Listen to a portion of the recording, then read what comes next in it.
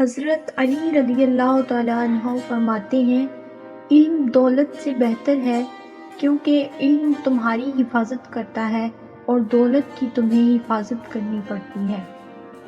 سب سے بڑی دولت عقل ہے اور سب سے بڑی غربت جہالت ہے۔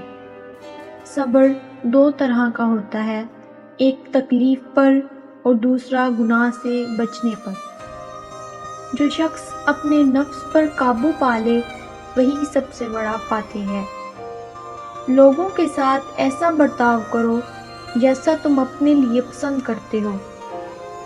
خاموشی ایک بہترین عبادت ہے جب انسان کو بولنے کی ضرورت نہ ہو۔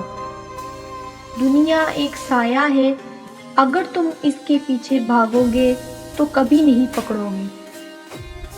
سچا دوست وہ ہے جو مشکل وقت میں ساتھ دے۔